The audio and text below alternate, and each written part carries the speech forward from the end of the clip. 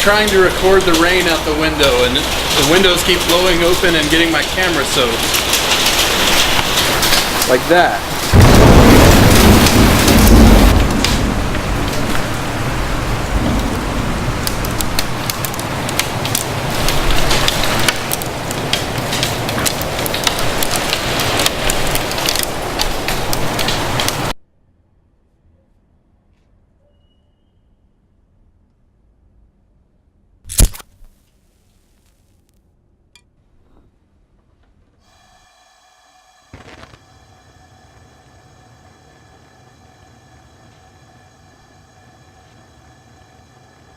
So I've noticed something about myself. Despite my desire to travel and to experience as many sides of life as possible and just exercise freedom, I get really attached to things. For almost a year, my home was a small apartment on the second floor of this big warehouse thing deep in the ghetto of Jackson, Mississippi. I grew to love the place, though for the first few months I was there, I was too emotionally distracted with outside circumstances to even really notice where I was living. It wasn't much, a bare stone floor, a small gas heater, and a variety of strange smells that could usually be covered up by scented candles. The water supply, in the words of my roommate, looked like it had been run through a single human liver somewhere up the road. I loved that place in the end. It took a while, but after 5 or 6 months, I just realized I was home there. There was this marvelous train station at the end of the road, and for some reason I grew to love being lulled to sleep by the sounds of clanging metal. As a kid, I never thought to myself, man, I hope when I grow up I live in a warehouse that has a giant ironed zombie-proof door and is decorated with a catfish riding a bicycle. No, seriously, a catfish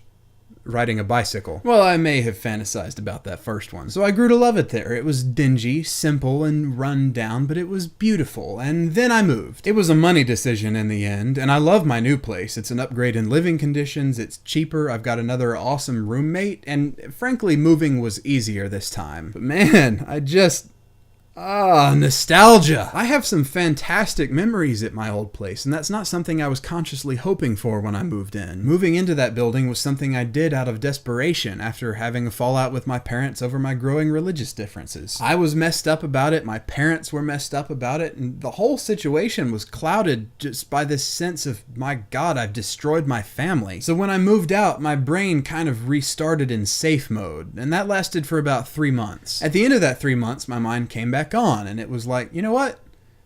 It's cool. I'm gonna be cool. Now, obviously, I wasn't immediately okay, but there were a lot of things that helped me along the way, not the least of which was my very lively and ambitious roommate, Skylar. He had this band project he'd been working on for a few months with his violinist friend Anna and his bassist friend Daniel, and he pulled me in on it to play the drums. Our powers combined, we are Callahan.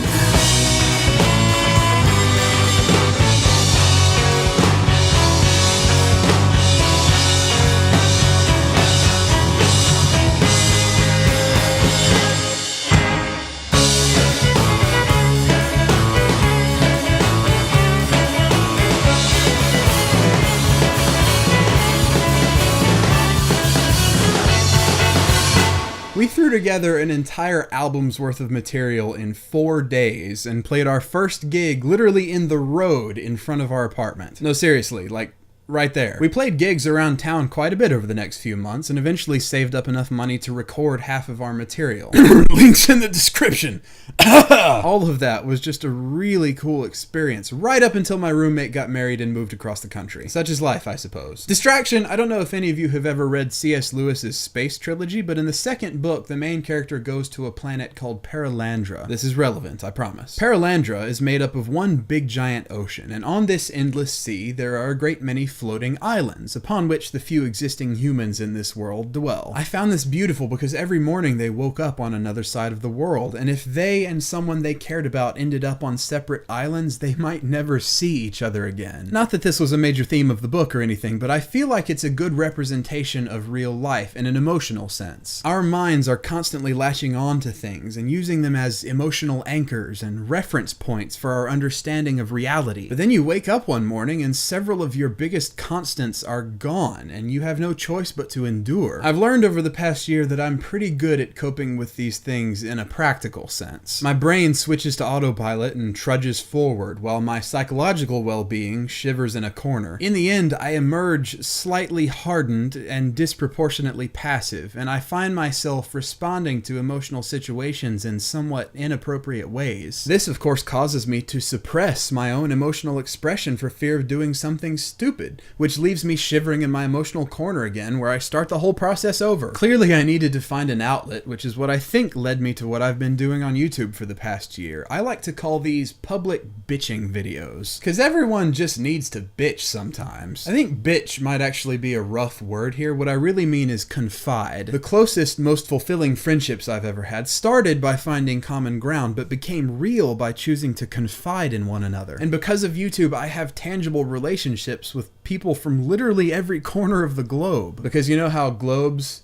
have corners and stuff? My point is, I'm glad I have you guys, and I'm glad you seem to enjoy listening to me pontificate. Oh, and my other point is that change sucks and is awesome at the same time. When all that shit went down between me and the church a year ago, it sucked balls, but I know how much more it would suck if I were still trying to uphold the illusion of Christianity. Not only would I still be drowning in self-loathing, but I wouldn't have learned how to deal with confrontation and disapproval en masse when seemingly the entire world is attacking you from every angle possible and you have no one to look to but yourself. Or maybe there are people you can look to, you just don't know how. This experience, on the whole, has made me a better man, and I am healthier now than I have ever been. So that's all for now. Thank you for watching my public bitching videos, and it's nice to know that even though I don't seem to share any common ground with anyone around here, at least common ground does exist somewhere in the world. Although there are actually a few atheists in Mississippi, as I've recently found out. By the way, either my next video or the one after that is going to be a little different. I recently recorded a homemade music video for a local rock band called Blackwater Burn. I'm editing that now, so yeah, that'll be up soon. I've never actually done a music video before, so go easy on me. Like always, if you want to ask me something personal, feel free to hook up with me on Facebook, Twitter, and Tumblr, and those links are in the description. Namarie.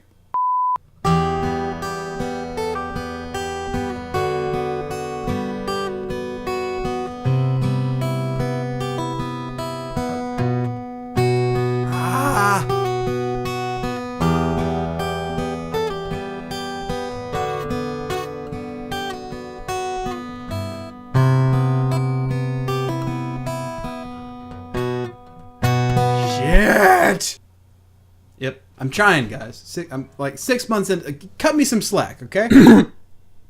Oh, shit. I give myself hiccups every time I do the coughing thing. Fuck!